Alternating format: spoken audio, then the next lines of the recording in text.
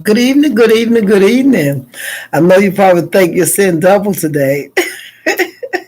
No, I decided since I had such a productive day, I decided to come on this tonight and talk to you guys about attachment styles. Because on one of my videos I said that I would bring it up because this is something that I was researching because I was like, is it me? Like what's going on out here? In this dating world, could it be me? Or am I missing something? But kissing up to God and always giving him the praise and the glory and the honor. Just for allowing me to come back on tonight. I am your Southern Belle. So I'm gonna get into the four romantic attachment style. Oh my goodness, here we go. I'm gonna hurt this person. It's all good.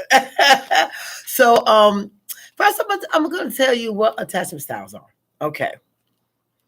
There are four romantic attachment styles. This is from Image Magazine. Attachment styles shape the way we connect, communicate, and relate to others in our adult relationships.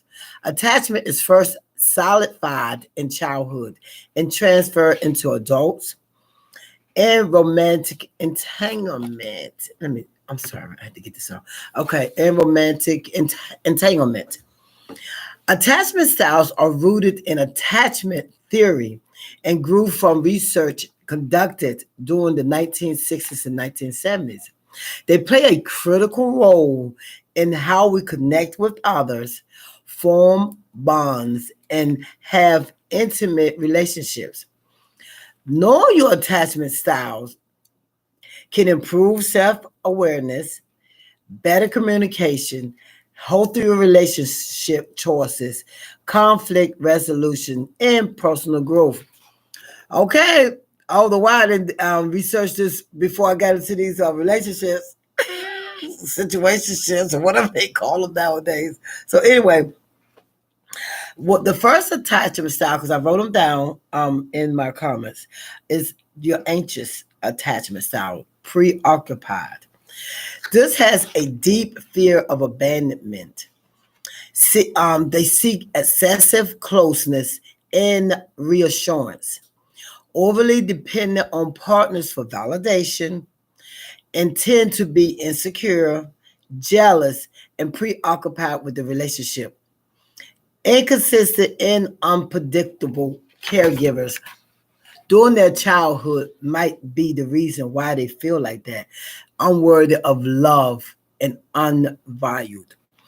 So that's your anxious attachment style. Okay. Your avoidant attachment style. You find intimacy intolerable. You find it unbearable.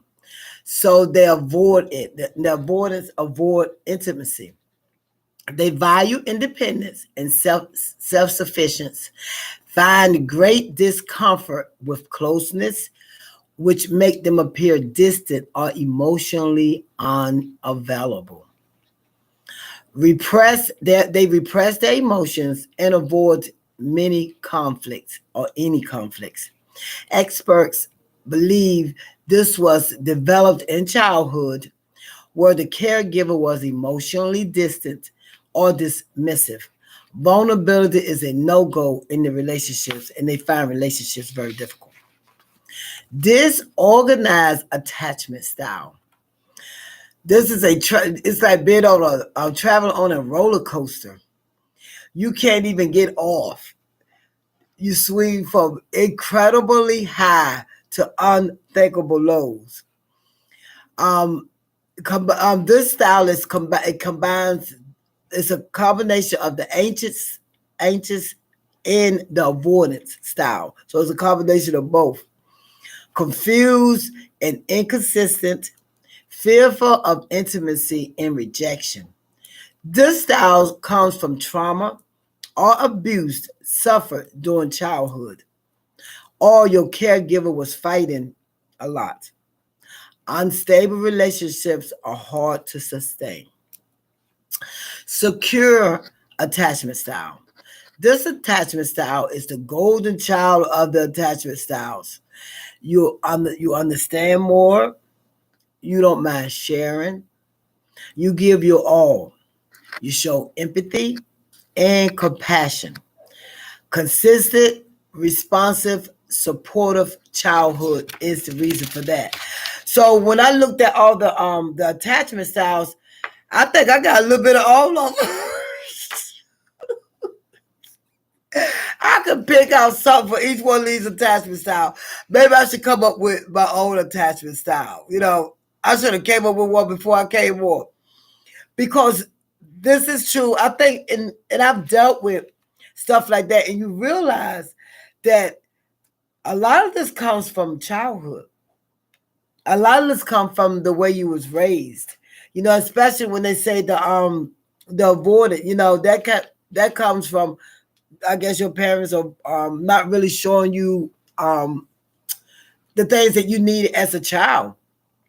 Disorganized, the avoidance. You were being dismissed by your parents. If they were dismissive, they didn't. I get maybe they didn't hug you enough or care enough. But a lot of this stems from childhood. A lot of this stems from the way that you were raised. And what we do is we bring it into our adulthood. We bring it into our relationships without even recognizing, without even realizing what we're doing to our partner. When we're setting back, because I'm telling you, when I was reading up on it and when I had studied it, because it was in my notes, and I think this has been in my note for almost 2 years now, because I was dealing with someone. I was trying to figure out, was that me? Like, what's going on here? But some of it was. Some of it was me. Some of it was the things that I dealt with. Not even childhood, but sometimes from a relationship that you was in. I know, especially as I had stated before, in my first marriage, adultery, constantly cheating. And my second divorce was because of abuse, trauma. And I was in isolation for 17 years before I even thought about dating, before I even thought about going out, because of the way I was feeling, the way I was treated. Who wants to be hurt and mistreated? And you just didn't want to deal with that. So when I did, like I said, I stopped all the hurt and the pain when I stopped dating. And I stopped it. It froze there. Instead of me handling it, instead of me dealing with it, instead of me getting it out, instead of me doing that, I suppressed it. But it stayed at that level. And that's what we do as people. We think that we have gotten over something, but we really haven't. We just suppressed it. And honestly, that's where I think some of my drinking came from, and the smoking, because of the hurt and the anger and the bitter. You drink more, you smoke more, you eat more. A lot of people overeat when they're depressed or upset or angry and stuff like that. So a lot of that costs a lot of trauma in your health, in your life, in your well-being. We sabotage relationships that might have worked out, but you're so busy still reliving what was done to you from childhood on up, that we might have really met someone that could have been for us, but we haven't handled our business. We haven't healed from the trauma and the abuse and the dismissiveness and the fighting and the not caring and the not feeling worthy and not feeling valued and all of that stuff. We haven't healed from. We still feel that way. Because if we didn't, what is so hard? Why is it so hard to date now? Why is it so hard to meet someone and keep a relationship? Why? Because we still suppress those feelings that someone else put upon us. We don't know how to move on for what someone else did to us. Instead of moving on, we take it into the next person. That's not fair to the next person.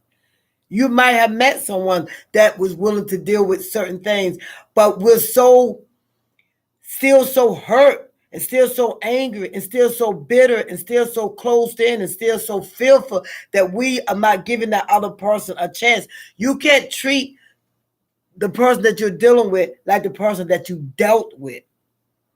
That's the past. That's behind you. You need to treat whoever's in front of you how they treat you. Now, if they're treating you some kind of way, of course, like I said, we mirror our men. We mirror the person that's treating us.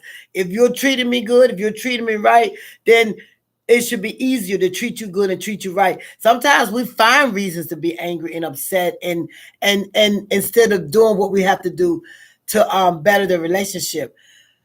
Educate yourself. Study.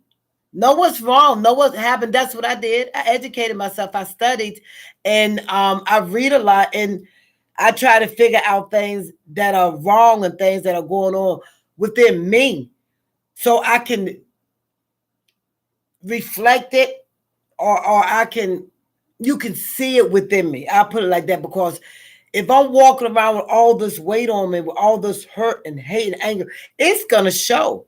And you don't think it is, but it does show. You know, people say, "Why are you happy?" I said, "Because I have my peace." That's why I'm happy. I don't know why nobody else is happy. And sometimes you'd rather just have your peace than to deal with things. And then you feel like that you're lonely because you're not dating. And then when you date, you're angry because you're dating. Then you don't have your peace. Make up your mind. What do you want? What do you want to do? Do you want to try to figure out what it is about you that you are putting out? Or are you trying to figure out why they're treating you that way? You can't have it both ways. Work on you. Work on yourself. Work on who you are. Like I say, educate yourself. Read, study. If something is going on, research. It is so much information out there on so many different things and on so many different levels. That's where I'm getting it from. I bring you what I read. And like I say, I always do the surface. It's up to you to dig deeper. If you want to know more about it, dig into who you are and how you are, and research it and see if that's your characteristic, or see if that's how you really are, or how you're really acting. I just wanted to come on with the attachment styles. I said I would. And it's on a Saturday night. Back in the day, boy, I'd be already out the door. I'll get ready to go out the door. But I have my peace and I'm happy being here talking to my YouTube audience. If you think anybody needs to hear this, please share it. Please continue to subscribe. Please continue to like. Please comment if you would like. I would really appreciate it. And thank you so much for joining me on this Saturday night. All right, you guys. Y'all have a blessed night now. You hear? God bless.